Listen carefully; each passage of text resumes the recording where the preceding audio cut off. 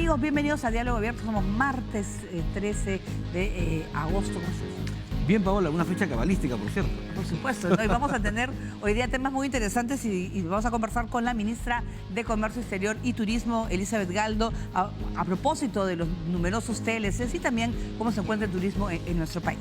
Hablaremos también de otro evento importante que es el Festival del Cine. ¿Cuánto se ha avanzado? ¿Qué se proyecta? Eduardo del Campo, presidente del comité justamente de la Sociedad Nacional de Industrias, estará con nosotros. También vamos a hablar sobre el consumo del plástico en nuestro país. Es un tema, pues, de medio ambiente que debemos estar, por supuesto, al día. Y también con el ingeniero Miguel Estrada, especialista en gestión de riesgos a propósito de una posible sismo. Se habla, pues, incluso un megaterremoto que podría suceder en Japón y tener réplicas en el Perú. A propósito del simulacro del próximo jueves a las 3 de la tarde. Bien, de esa manera empieza el Diálogo Abierto.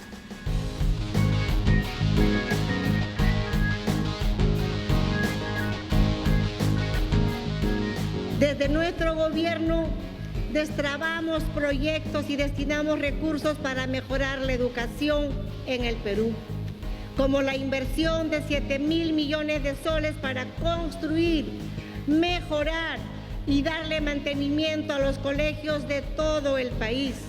A través del Ministerio de Relaciones Exteriores se está trabajando, se está coordinando la cooperación internacional para tener acceso a tecnología de punta que nos permita conseguir esa trazabilidad. Ya no vamos a utilizar las palas, sino que vamos a tener mucha facilidad más con esa máquina con el motocultor que ya va a remover la tierra. Decimos muchas veces, ya nos cansamos ya de trabajar, pero con este apoyo, ¿quién no quiere seguir trabajando?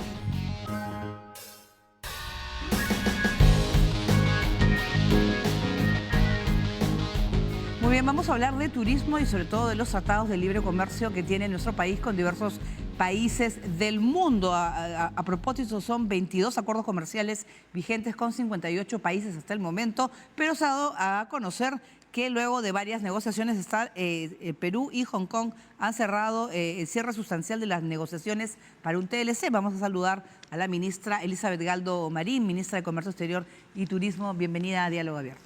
Muchas gracias. Paola, Ricardo, gracias por la invitación. Bueno, empecemos por el tema de Hong Kong porque yo creo que es importantísimo, sobre todo por la cantidad de productos, tanto del Perú como de Hong Kong, que podrían venir, ¿no es cierto? Ya hemos cerrado, como lo has mencionado, el cierre, lo que se llama el cierre sustancial del Tratado de Libre Comercio con Hong Kong, que significa que nos hemos puesto de acuerdo en las principales cláusulas. Ahora simplemente se están haciendo algunos ajustes en la redacción, ajustes legales, y el tratado va a estar listo para suscribirse a propósito de la reunión que va a ser con sede en Lima, EAPEC.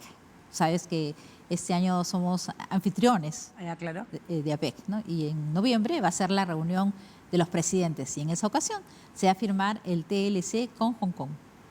¿Qué aspectos sustanciales o medulares tiene este acuerdo comercial con Hong Kong? ¿Qué productos podemos venderle, ministra?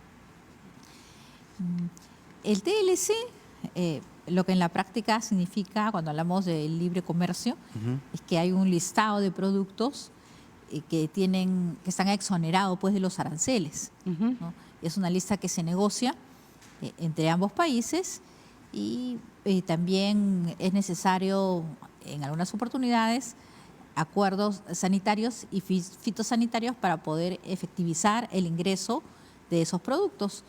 A los mercados asiáticos, como el mercado de China, exportamos principalmente frutas.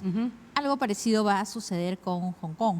Claro. Tengamos en cuenta que en el caso de China es nuestro principal socio comercial, claro, y el 36% de nuestras exportaciones están dirigidas hacia China.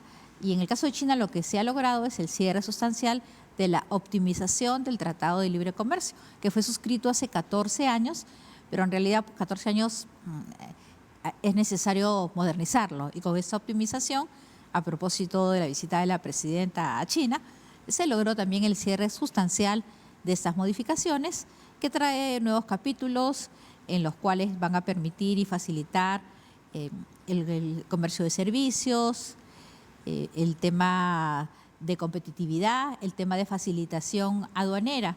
Significa que se están implementando diversas normativas para que las aduanas, tanto la de China como la de Perú, intercambien información de tal manera que se facilite el comercio exterior que ya se viene llevando a cabo, pero necesita pues mayores datos de lo que es la aduana. También se están impulsando el tema de los servicios de ferrocarriles, filmaciones peruano-chinas, en locaciones en Perú, ¿no? Como lo que ocurrió con Transformes, que eso también promueve el turismo, entre otros capítulos, ¿no? Vinculados a la libre competencia, a la propiedad intelectual. Son buenas noticias. No, claro, además sobre todo los productos hay arándanos, uvas, paltas, harina de pescado, erizo de mar, zinc, cobre, que tenemos en nuestro país, pero también las prendas de vestir. ¿Cómo hacer también para proteger a nuestra industria, ¿no? Textil, que tanto hay en Hong Kong, en China, pero también hay en el Perú y de muy buena calidad? Claro. Exactamente. Principalmente exportamos tejidos de alpaca, en el caso de los textiles. Y en el caso de los arándanos, pues es un producto muy particular, porque hemos logrado ser el primer exportador de arándanos en el mundo. Y a nivel de frutas, somos el noveno país exportador de lo que serían las frutas. Ahí tienes a las uvas, ahí tienes a las paltas también, el quión. Hay muchos productos peruanos que están siendo recibidos de manera exitosa gracias precisamente a la firma de estos 22 acuerdos comerciales que a través de MINCETUR y a través de esos tratados ha permitido que se abra el mercado hacia todos esos países. Y a veces nos preguntamos, ¿no?, ¿a quién favorece un TLC? Un TLC favorece a todos, y principalmente a las pymes, que son el 67% de las empresas que realizan las exportaciones. Eso en el caso pues de lo que es agroindustria. Claro, y en el caso, por ejemplo, ya se viene y está negociándose un TLC con la India. Estamos hablando de un país gigante, son más o menos 1.417 millones de habitantes. Un TLC también es un intercambio comercial. ¿Cómo hacer para que realmente poder dar abasto y poder dar productos buenos, de calidad? Porque ya tenemos 22 TLCs, pero o sea, no sé, faltaría de repente más producción local, ¿no es cierto? Exactamente, ese es un reto importante el que tú mencionas, porque nos encontramos que a veces son pedidos muy grandes. Ajá. Entonces nosotros como MINCETUR también apoyamos a las pymes, les brindamos asesoría tecnológica, asesoría técnica, para que ellos puedan exportar, ¿no? Y de alguna manera orientarlos en todo este proceso y ayudar a formar cadenas productivas, de tal manera que se juntan varias pequeñas empresas y juntas pueden cumplir con el pedido grande que se les hace. Claro. Cumplimos ese rol, ¿no?, de facilitador del comercio exterior, de promoción del comercio exterior y de hacer un match entre la oferta y la demanda. Esta mañana la Asociación de Exportadores ADEX informaba que en el primer semestre las exportaciones han crecido 7%, ¿verdad?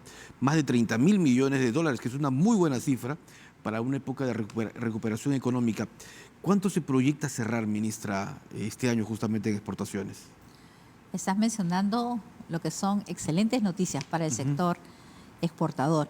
El año pasado se cerró el 2023 con más de 64.000 millones en exportaciones y fue una cifra récord. Y este año teníamos una previsión de un incremento del 1 o el 2%, pero ahora se ha incrementado la proyección. Aproximadamente vamos a cerrar en un 4% adicional, lo que significa pues muy buenas noticias. Claro. Porque al haber exportaciones estamos generando divisas para el país. No, claro, más trabajo también para muchos peruanos. Claro. El tema del turismo, porque ahora tenemos el TLC con China, viene APEC, ya falta poco para la reunión, y eso va a significar también el aumento y la visibilidad del Perú como un destino turístico, ¿no? ¿Qué hacer para que realmente todos nuestros puntos estén preparados para la llegada masiva de turistas chinos, que son muchísimos, de la India, de Asia? Imagínate, claro, la cantidad de Asia solamente que visiten nuestro país. Ellos viajan mucho por todo el mundo. Estamos haciendo un trabajo muy importante a través del MINCETUR, a través de PROMPERÚ, para incrementar el número de turistas que nos visitan, ¿no? Tanto de turistas a nivel nacional como el turismo receptivo, que es el turismo de los turistas que vienen de fuera. Estamos trabajando intensamente también con los gremios, alianzas, una mayor participación en ferias internacionales para promocionar al país, llevando también periodistas para que visiten los destinos turísticos tan lindos que tenemos en el Perú y que se puedan conocer. Y las cifras también ahí nos están ayudando, porque en cuanto a turismo nacional tenemos un incremento del 22% respecto al primer semestre, y en turismo internacional o receptivo un incremento del 47%. Y es una industria que produce pues mucho empleo directo, indirecto, y estamos muy contentos y muy optimistas respecto a que continúe este crecimiento. El fin de semana largo de Fiestas Patrias ha sido bueno en cuanto a viajes domésticos. Ha sido muy bueno. Teníamos una proyección de aproximadamente más de 187.000 pasajeros que se iban a movilizar, 1.700.000 que se iban a movilizar con un crecimiento económico de más de 200 millones de soles. Pero lo que nosotros creemos es que se han superado esas cifras. Todavía no las tenemos porque están pues calculándose en este momento, pero las cifras vienen muy bien.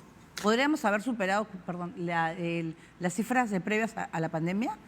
La recuperación, por ejemplo, del Cusco, ¿no? Que fue una zona muy afectada, sí, Puno. El Cusco ya se ha recuperado. También ha subido mucho, ¿no? Estamos monitoreando muy de cerca, precisamente, región a región, para precisamente impulsar más a las regiones donde aún no se ha superado las cifras. Claro. Regiones como Amazonas ya han superado la cifra, Apurímac, San Martín, el caso de Trujillo. En estas fiestas patrias estimamos que ya se ha recuperado también el turismo, también en el Cusco, también en Arequipa, y lo que queremos es que se recupere en todo el país. Y un dato importante es que también estamos analizando el gasto, ¿no? El gasto aproximado que hace el turista, y comparativamente estamos llegando a niveles inclusive superiores a los de prepandemia, y eso también es un reflejo a la reactivación de la economía que tiene el país, ¿no? También los ciudadanos están viajando más, están utilizando pues el dinero o los ahorros que tienen para este tipo de gastos, ¿no? Y la semana pasada difundía una aerolínea muy conocida, estas que hacen los vuelos más cómodos, a precios más baratos, que ha volado más de 1 millón de peruanos, en solo este año, es decir, tanto a puntos nacionales como extranjeros. Esto es una buena noticia porque solo es una aerolínea. Sí, tenemos cifras muy buenas de recuperación también en cuanto a número de vuelos. Hemos superado ya las cifras prepandemia. Y también otro índice importante son las visitas a Machu Picchu, que también ya se han superado los números respecto a la prepandemia. Claro, y además ya lo habíamos hablado en la entrevista que hicimos. Fiestas Patrias. Claro, Fiestas Patrias, hablando sobre este ticket. ¿Te acuerdas para poder comprar los tickets online a Machu Picchu? Es promover, sobre todo, que sea mucho más fácil para el turista que viene de afuera poder comprar los tickets, ya venir rápidamente e ir directamente a hacer su tour a Machu Picchu. Sí, está funcionando bastante bien, se han hecho nuevas rutas.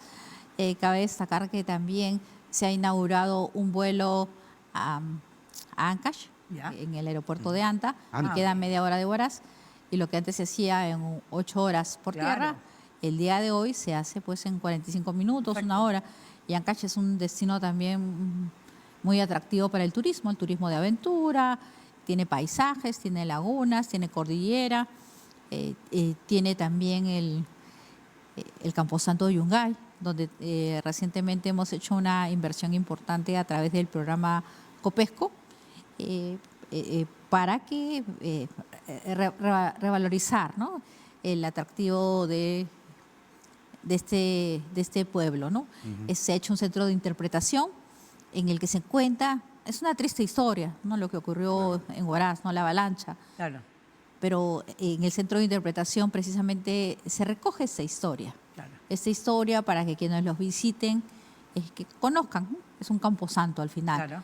También se ha construido un comedor, se han creado facilidades para que las propias familias de la región puedan pasar un día, que tengan una alternativa adicional a Chavín de Huántar, al Callejón de Huaylas y a los muchos atractivos que tiene esta región. Y en las zonas de frontera, por ejemplo, el turismo, ya sabemos que hay el turismo de Arica con Tacna, ¿no? Esa relación Chile-Perú. Pero también falta, por ejemplo, en la zona con Brasil, en la frontera con Colombia, con Ecuador. Mencionas algo importante, porque dado que todavía hay algunas frecuencias que no se han recuperado, estamos también promocionando el turismo transfronterizo, que es el de Chile, que antes teníamos un 25% de turismo proveniente de Chile, y a propósito de eso realizamos el Festival de Comidas Perú Mucho Gusto, en ProPerú, que tuvo muchísimo éxito, más de 85.000 visitas, que es lo que generó esta actividad. Y de este número de visitas, 9.000 personas venían tanto de Chile como de Bolivia, como de Argentina. Estuve en Ecuador hace un par de semanas en una reunión ministerial y también tuve oportunidad de reunirme con mis pares, que ambos países tenemos intereses en promover el turismo. Y, por ejemplo, muchos ecuatorianos vienen a nuestras playas del norte. Claro. Estamos trabajando también en dar facilidades en el proceso de migraciones, porque a veces hay demoras o un poco de colas. Entonces estamos haciendo las coordinaciones correspondientes para facilitar el ingreso de estos turistas que quieren aprovechar nuestras playas del norte. Me mencionabas Brasil. Brasil también es un destino que estamos promoviendo en este momento, y estamos promoviendo destinos como los de Centroamérica, porque la conectividad es muy importante para poder generar el turismo. Claro. Y en este momento tenemos una buena conectividad con países de Centroamérica. En el caso de El Salvador, por ejemplo, y se me viene a la mente, porque también vamos a firmar un tratado de libre comercio, ¿no? Estamos iniciando negociaciones también con República Dominicana, que son países que quedan en Centroamérica. Y estamos interesados en generar pues también este intercambio de turismo, ¿no? Pasajeros peruanos que vayan para allá, claro, y pasajeros de Centroamérica que nos puedan visitar a nosotros. ¿Y se tiene más o menos estimado, por ejemplo, a cuál es la meta de turistas que podrían llegar al Perú? Pero se hablaban, ¿cuánto era? 1,5 millones, ¿no? Aproximadamente antes. Claro, pero antes de la pandemia eran cerca de 4 millones. ¿O no? Que visitaban. En la prepandemia del turismo receptivo eran 4.4 millones. ¿Cuál es la meta ahora? Y el turismo interno, 48 millones. Wow. La meta es superar cuanto antes estas cifras prepandemia. Este año estimamos, de acuerdo a nuestras proyecciones, que vamos a poder llegar a la meta de turismo interno. La meta de turismo receptivo a tomar un poco más, aproximadamente el primer trimestre del 2025, sobre todo por el factor conectividad. Correcto. Ministra, la seguridad es importante también, ¿verdad? ¿Cómo se va a trabajar justamente para garantizar que los turistas que vengan seguramente a partir de diciembre, cuando se inaugure la ciudad del aeropuerto, es decir, la segunda pista del Jorge Chávez, puedan, digamos, desplazarse con tranquilidad? Estamos trabajando, bueno, y como tú lo mencionas, un factor también importante para la promoción del turismo es la seguridad, conectividad y seguridad. Trabajamos muy de cerca con el Ministerio de Transportes y Comunicaciones para conectividad y con el Ministerio del Interior para temas de seguridad. Hace poco hemos efectuado una donación de 12 camionetas precisamente para la policía de turismo, que es importante garantizar. Se están trabajando también, por supuesto, corredores turísticos seguros para los pasajeros que se transportan y que salen del aeropuerto, y otros corredores turísticos donde es importante reforzar el tema de seguridad. Se va a inaugurar próximamente el aeropuerto. Hicimos hace muy poco una visita, ¿no? Nos invitaron para que podamos conocer los avances del aeropuerto, y estamos también monitoreando muy de cerca, porque al ser un nuevo aeropuerto tiene una nueva ruta para llegar, donde probablemente tengamos que tomar más tiempo para salir antes de nuestras casas para poder llegar a tiempo a nuestros vuelos, porque hay que dar la vuelta al aeropuerto. Claro. Y hasta que nos acostumbremos, cuando se acerque más la época en que se vaya a abrir el aeropuerto, vamos a dar algunas recomendaciones. Ministra, se está viendo también que se está viendo la posibilidad de nuevas negociaciones con países africanos y árabes. Hablamos de Marruecos, que es la economía más grande del África, y Emiratos Árabes Unidos, que tienen 9,1 millones de potenciales consumidores. Y sobre todo que podrían ser turismo, ¿no?, de primer nivel, ¿no es cierto? Sí. Estamos iniciando también el próximo año, tenemos previsto negociaciones con Marruecos. Y otro país con el que también tenemos un avance importante es con Indonesia, no lo había mencionado, es un país que tiene 256 millones de habitantes. Y también con Emiratos Árabes, que es una economía muy importante, donde no solo va a ser importante los tratados de libre comercio que podamos suscribir, sino la posibilidad de atraer inversionistas que están interesados en traer inversiones pues, a nuestro país. Ministra, claro, más turismo, más mercados, más comercio. Yo quería preguntarle si esto involucra que también haya nuevas aerolíneas preocupadas o interesadas, mejor dicho, en venir al Perú. Hace algún tiempo tenemos aquí ya nuevas que vienen vuelos directos de Europa, por ejemplo. ¿Hay esa posibilidad ahora que tendremos todavía un aeropuerto mucho más grande? Esa es la idea. Hay interés de Turkish Airlines, que es un hub muy importante tanto para Europa como para Asia, para hacer vuelos directos. El caso de Emirates también queremos traerlo, y queremos traer una aerolínea china.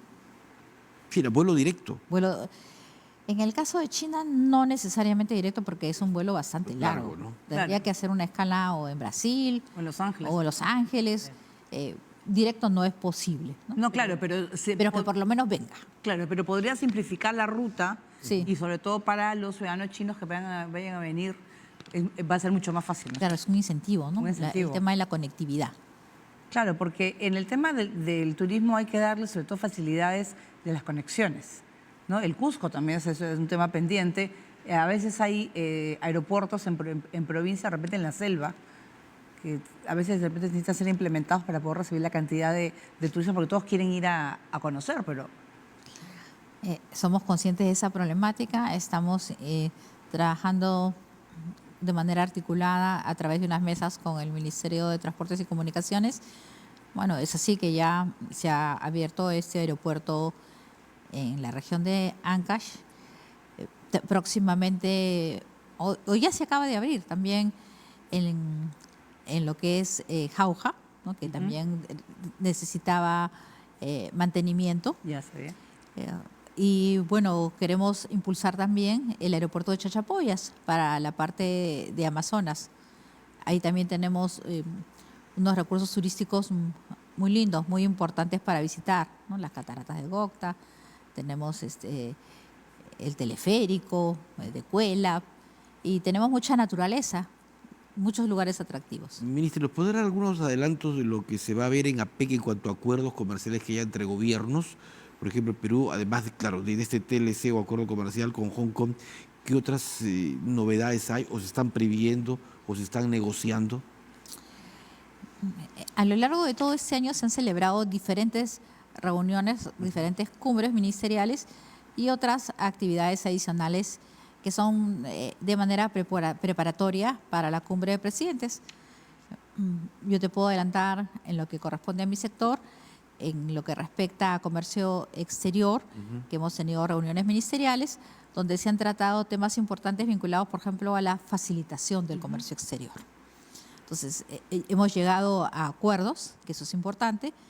Han habido consensos que hace 6 años no lo sabían. Hemos logrado acuerdos.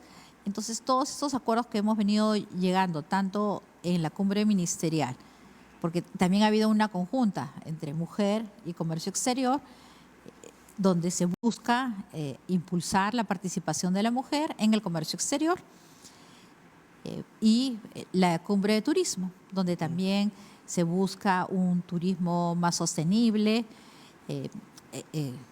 conectar también al turismo con la parte de digitalización, que es importante para facilitar el turismo, porque muchos turistas también vienen por su cuenta y necesitan tener información más accesible. Entonces, ese es uno de los temas que también se discutió en la reunión ministerial. Entonces, así como han habido conclusiones de las diferentes reuniones ministeriales, esos son algunos de los temas que se van a ver en la cumbre de presidentes. Muy bien. Muchísimas gracias pues a la ministra Elizabeth Galdo Marín, ministra de Comercio Exterior y Turismo. Gracias por estar en diálogo. Muchísimas gracias. Muy gentil. Vamos a ir a una pausa. Bueno, vamos a hablar del plástico. Pero hablaremos también de cine. También de cine.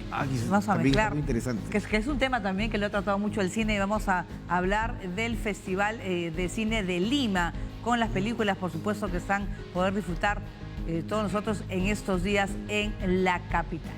Pausa y retornamos.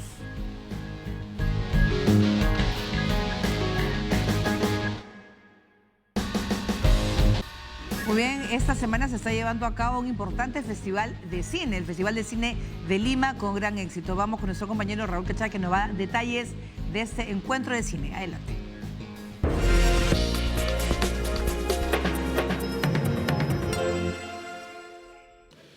Muchas gracias, Ricardo, muchas gracias, Paola. Estamos aquí nuevamente, un día más, una jornada más de cine en el Festival de Cine de Lima, en el epicentro del festival del Centro Cultural de la Católica. Y para mí es un gusto enorme estar al lado de Marco Panatonic, director de una de las películas más esperadas que están en competencia este año, que es Kinra.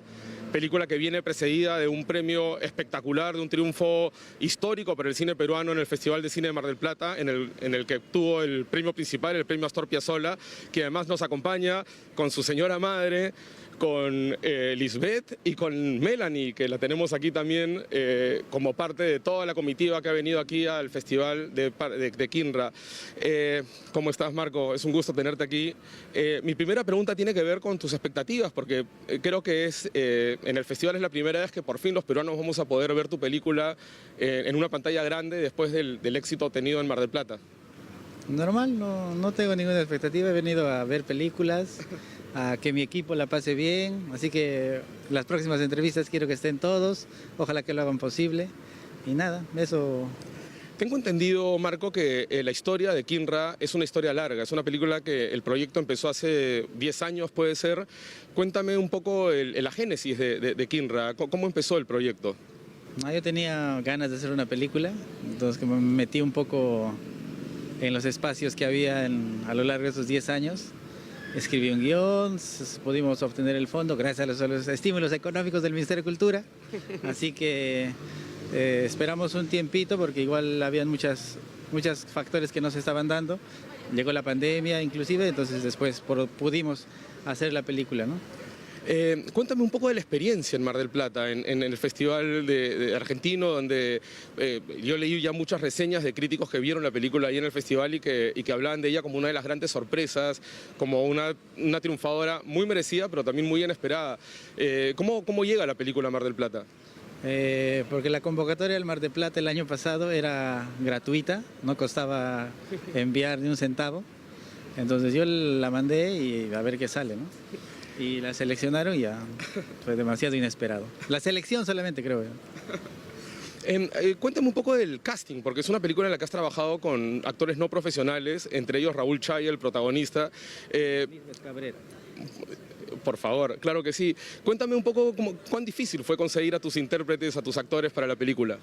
En realidad yo mismo he hecho el casting, o sea, yo mismo he buscado a los actores y para mí no ha sido difícil. Siempre he creído, o de los muchos talleres que he ido, la recomendación era que te preocuparas de hacer tú mismo la búsqueda de los actores. Voy a decir que lo más principal para mí era que yo hablaba quechua y, no sé, muchos de los actores hablaban quechua. Pero creo que todos tienen habilidades artísticas en todas partes del mundo, si no, no se harían películas con personas que no son profesionales, ¿no? Me acabas de mencionar el quechua, la película habla en un 90% en quechua. ¿Por qué crees que es importante que nuestras lenguas originarias estén representadas en nuestro cine? Ahí está el prota, por favor, quiero que inviten al protagonista. Por favor, ¿dónde está? Sí, creo que es un idioma más del Perú, ¿no? Así que es necesario, normal, o sea, no habría que sorprenderse tampoco tanto porque hay una película en quechua. Así que quiero acá presentarles al protagonista. Raúl Chaya, tocayo. Raúl Chaya, y al compañero Yuri Choa. Hola, bienvenidos. Somos el equipo de Kinra, ahorita están diciendo que pongas el micro. Ahí está eso, amigo, muy bien. Sí, todos nosotros somos el equipo de Kinra. Creo que es importante hacer una película en quechua porque hablamos quechua y nunca hemos dejado de hablar, a pesar de todo el racismo y la discriminación que sigue habiendo en nuestro país. Quiero preguntarle a Raúl, que está aquí con nosotros, ¿cómo te sentiste al ser protagonista de la película peruana más premiada de los últimos tiempos? A lo máximo, al enterarme de que ha llegado a estas alturas, la emoción me ganó y ya, pues, es lo máximo, con lo que es el habla de quechua, súper, me encantó. Buenísimo. Finalmente, Marco, ¿cuál será el recorrido de la película después del Festival de Lima? ¿Piensas estrenar en cartelera comercial? ¿Va a tener un recorrido por otros festivales? ¿Qué se viene para Kinra después de participar aquí en el Festival de Lima? Sí, tenemos en la próxima semana más una presentación en Colombia, en la Cinemateca de Colombia, así que los compañeros que están en Colombia, en Bogotá, vayan a ver la peli.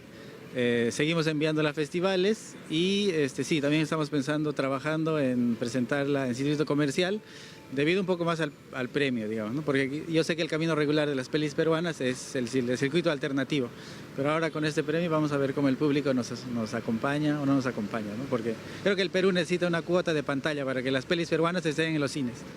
Completamente de acuerdo. Muchas gracias a todos. Gracias, Marco. Felicitaciones otra vez por la película. Y nada, les dejo el pase, compañeros. Ha sido un placer estar con Marco Panatoni, con el equipo de Kinra, en una nueva jornada del Festival de Cine de Lima.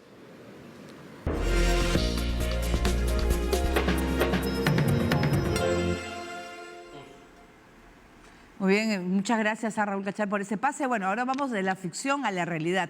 La realidad del plástico. Yo creo que ¿qué se puede hacer? Porque estaba viendo yo las cifras, que son 950.000 toneladas de plástico que se consumen o se usan aproximadamente cada año. Ahora, el ejemplo que fue poner en marcha este cobro por la bolsa de plástica, que es lo más común de la gente, ¿cuánto efecto ha tenido?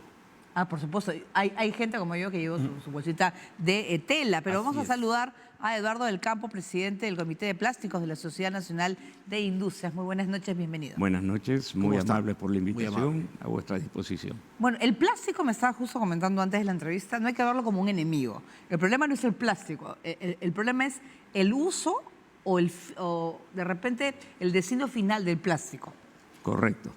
Ese es el principal problema, la falta de cultura y educación sobre reciclaje. Ese es el 95% del problema. ¿Qué debemos hacer justamente con el plástico? Sobre todo con las bolsas plásticas, que es lo que más consume la gente. Mira, el tema de las bolsas plásticas, tema interesante, importante, es un tema que ha calado principalmente en los autoservicios. Correcto. El resto del país sigue utilizando y consumiendo las mismas bolsas plásticas de siempre. Cambiar esos usos y costumbres es muy difícil. Existe efectivamente una tasa, un impuesto a la utilización de bolsas plásticas que se aplican, repito, principalmente en los autoservicios. Y esto no es que se cobre a la persona por el uso de la bolsa plástica, sino es un impuesto, una tasa impositiva que va a las arcas del Estado. ¿Y cómo están haciendo ustedes a través del Comité de Plásticos de la Sociedad Nacional de Industrias? ¿Qué hacen, por ejemplo? ¿Qué están haciendo? Nosotros trabajamos mucho en promover la cultura y la educación sobre el reciclaje. El plástico se ha satanizado, el plástico está mal visto en muchas partes del mundo, pero está mal visto por ciertos grupos de personas, por ciertas ideologías. Yeah. El plástico para nosotros es el material más amigable de la naturaleza. ¿Y por qué? Porque es reciclable. Todo plástico monocapa es reciclable en sí mismo.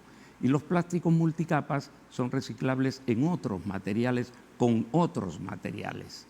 Entonces, el tema es la falta de educación y de cultura sobre reciclaje. Ahora, esto no es un tema exclusivamente de las personas. Aquí hay tres actores muy importantes. El Estado, uno de ellos, en su trabajo de llevar educación y cultura sobre reciclaje a todo nivel, en la forma como desechar los residuos de los hogares o donde se produzcan residuos separados pues, de orgánicos e inorgánicos.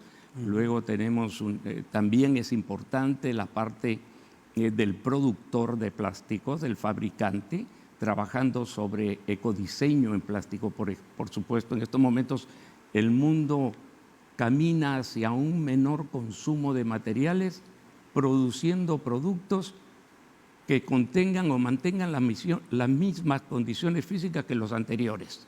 Entonces, y el tercero, por supuesto, también importantísimo, el usuario final, el consumidor, el hogar, el lugar donde ya se terminan de desechar los productos plásticos. ¿Pero qué haces si tu municipalidad, porque estaba viendo cifras, que solamente 6 de las 43 municipalidades de Lima metropolitana recogen residuos orgánicos e inorgánicos? Entonces, claro, ¿yo qué me hago reciclando en mi casa? Cuando boto la basura, va al final al mismo camión, todos con las bolsas verdes, pero todos van al mismo camión. Tienes toda la razón.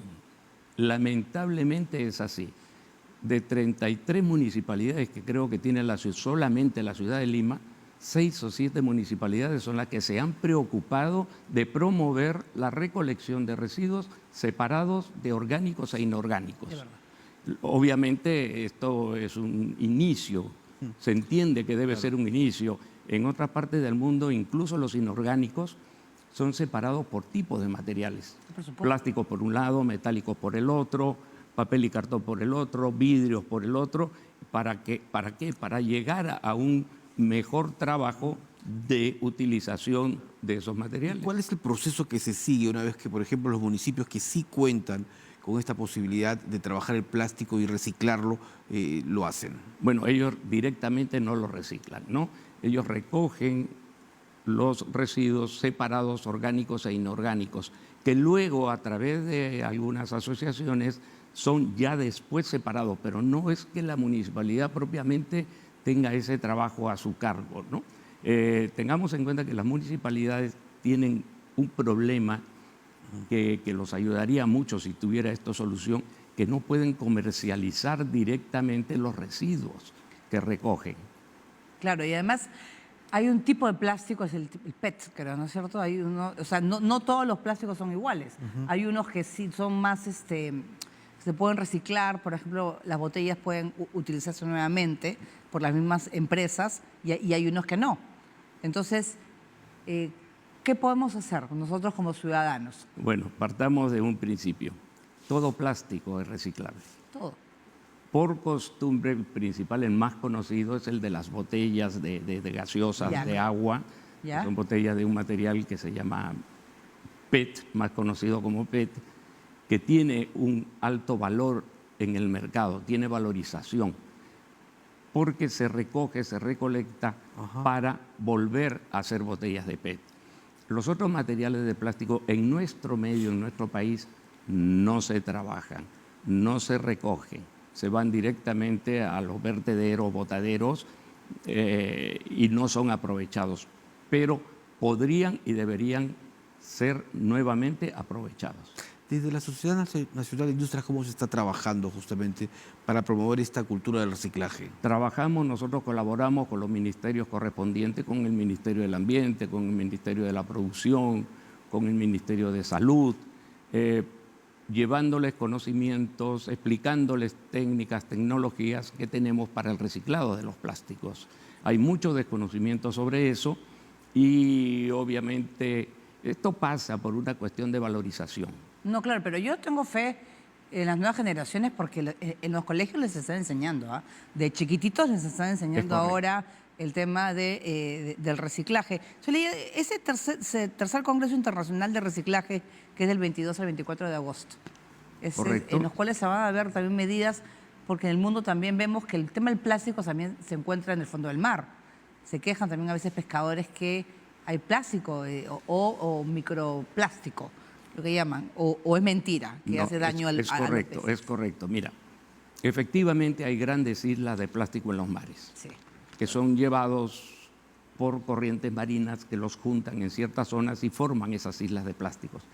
Pero también tengamos en cuenta que no existiría ninguna botella de plástico, ni un vaso de plástico, ni un plato de plástico en los mares si algún ser humano no lo hubiera arrojado allí. Claro. El plástico no tiene, los productos plásticos no tienen ni patitas ni alitas y se van a veranear a las playas. No se van a nadar. Bien. No se van a nadar. El ser humano los lleva y los deja allí por esa falta de cultura y educación sobre reciclaje. No le echemos la culpa al plástico. El plástico no tiene la culpa. El plástico es el material más amigable con la naturaleza y es el material en estos momentos más necesario para la vida humana. Miremos alrededor de lo que queramos, donde queramos, materiales o productos de plástico. Estamos en todo. Miremos en la agricultura, miremos en una oficina, miremos en un colegio, miremos en un hospital. Claro. Importantísimo la utilización de productos plásticos en un hospital. ¿El hecho de que sea más biodegradable? El término biodegradable es correcto. Hay materiales biodegradables, llamados biodegradables, con los cuales hay que tener también mucho cuidado. Para que se den la biodegradabilidad en muchos de estos materiales, se tienen que reunir 3 condiciones especiales de temperatura, de higrometría, humedad, y de exposición a rayos UV. Esas 3 condiciones no se dan juntas en ninguna parte del mundo, no hay manera.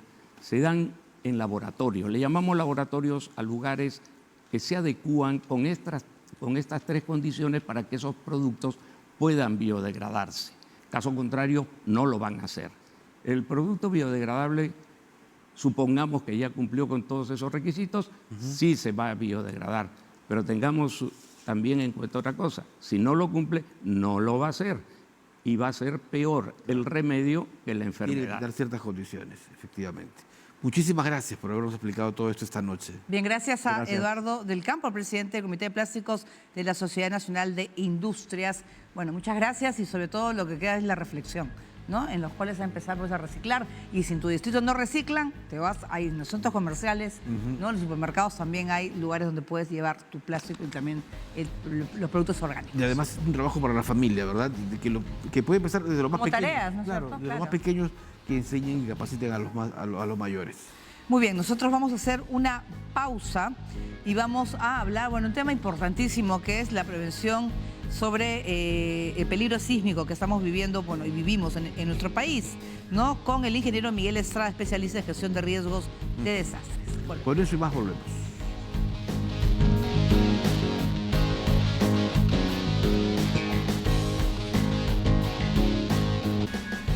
Bueno, los temblores, los movimientos sísmicos son habituales en territorios poblados como el Perú, que estamos justamente en una zona sísmica. Esta madrugada, por ejemplo, hemos tenido 2 temblores, uno a la 1 de la mañana en Cusco y otro 1 hora después en Lima. Y también ha habido creo, me están informando, hace 50 minutos en Arequipa. Y bueno, y todos los que conocemos, bueno, somos los que vivimos también en Lima, por ejemplo, son costumbres, ¿no? Octubre, septiembre, un poquito el mes de los temblores. Así es. Pero como que ya vamos teniendo una cultura sísmica, ¿verdad? Que es importante, que es no perder la tranquilidad, la serenidad. Bueno, estamos, a pocos días, el 15 de agosto se cumple, son 17 años, si no me equivoco, del terremoto de Pisco, que causó, por supuesto, la vida de muchos peruanos. Pero vamos a hablar con el ingeniero Miguel Estrada, especialista en gestión de riesgos de desastres del Colegio de Ingenieros del Perú. ¿Cómo está? Bienvenido a Diálogo Abierto. Se ha hablado pues también de un mega terremoto en Japón, está saliendo hace unos días. Bueno, para nosotros siempre está latente la posibilidad de un gran terremoto, no solamente en Lima. Bueno, sí, lo que acaba de pasar el jueves pasado en Japón es muy importante y es un aprendizaje, ¿no? El primer ministro japonés estaba por viajar y suspende su viaje justamente por el terremoto que pasó, un terremoto de 6.4, 6.5 en Japón. Y alertó a la población. ¿Y por qué hace eso? Estadísticamente, los japoneses han estado estudiando qué pasa cuando hay un sismo. ¿Podría pasar un sismo más grande? Estadísticamente sí. Ellos han estudiado de cada 100 sismos mayores a 7 u 8, podría venir un sismo de grado 8 o de grado 9. Por ejemplo, en el terremoto del año 2011 en Tohoku, donde hubo ese gran tsunami de hasta 40 metros de inundación, 2 días antes pasó un sismo de 6.4 y luego vino el de 9. Entonces, por eso esa decisión, ¿no? Y ese lapso de tiempo es de 1 semana más o menos. Entonces, pasada 1 semana, estadísticamente ya también la probabilidad de un gran sismo baja, pero obviamente esa zona es muy activa, igual que la que tenemos actualmente frente a la costa peruana. Claro. La placa de Nazca, Sí. ¿qué implica? Porque siempre la gente que nos está viendo dicen, pero siempre los especialistas hablan de una placa de Nazca, de placas tectónicas que se mueven permanentemente. ¿Qué es lo que tenemos debajo? Bueno, para que ocurra un desastre necesitamos dos cosas. Correcto. Dos elementos. Uno es la amenaza y por otro lado la vulnerabilidad. La amenaza en este caso se llama amenaza sísmica. ¿Qué produce esa amenaza sísmica? Lo que acabas de mencionar, Ricardo, el movimiento de la placa de Nazca que está empujando a la placa sudamericana. Y ese empuje lo que hace es acumular energía, que en algún momento va a tener que ser liberada y es en ese momento en donde ocurren los sismos. Y el otro problema está los efectos de ese sismo, que es lo más importante, que es lo que directamente afecta a las personas. ¿Qué pasa cuando un sismo golpea, por ejemplo, una ciudad como Lima, donde hay 70% de informalidad en las edificaciones? Entonces, vamos a tener un gran desastre, ¿no? Entonces, la idea es hablar no solamente del sismo, sino más que eso, qué consecuencias trae y cómo hacemos para mitigar esos efectos. Pero se está avanzando en algo, por el tema, por ejemplo, no construir en ciertas zonas por los suelos no son los apropiados y hacen, por ejemplo, edificios de, no sé, pues 10 pisos. Claro. En zonas donde no se debería. En realidad, Paola, podemos construir en medio del mar. Ese no es el problema. No es el problema de los suelos. No. Pero se habla mucho de la calidad de los suelos. Claro. ¿Qué aprendemos nosotros en nuestras clases de ingeniería civil? Ya. Aprendemos que primero tenemos que saber cuál es la amenaza, o sea, cuál es el sismo más probable. Okay.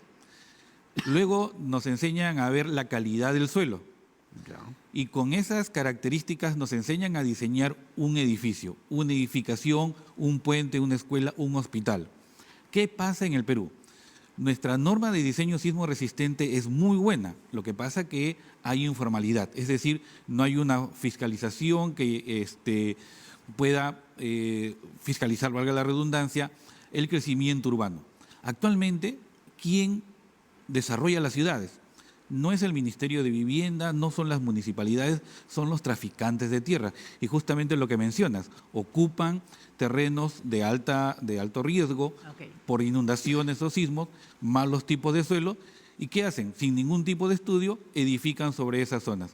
Entonces, ahora, ¿qué cosa hay que hacer? ¿Cómo hacemos para mitigar ese efecto? Que podríamos responder esa pregunta. Efectivamente, ¿cómo está trabajando allí el Colegio de Ingenieros? Porque hemos visto construcciones, bueno, hace 17 años cuando se vinieron abajo, ¿no? O sea, se hundieron, en el Pisco se hundieron varias. Y estamos viendo ahora que inclusive cerca de la Costa Verde, lo mostraba, me parece, Panorama, uno de los programas dominicales, de la, digamos, de cómo se está carcomiendo la tierra, de edificios que están en plena Costa Verde. Claro. A ver, veamos primero la primera parte. ¿Qué hacemos con tanta vulnerabilidad? Claro. Bueno, ¿y qué hace el Colegio de Ingenieros? Ajá.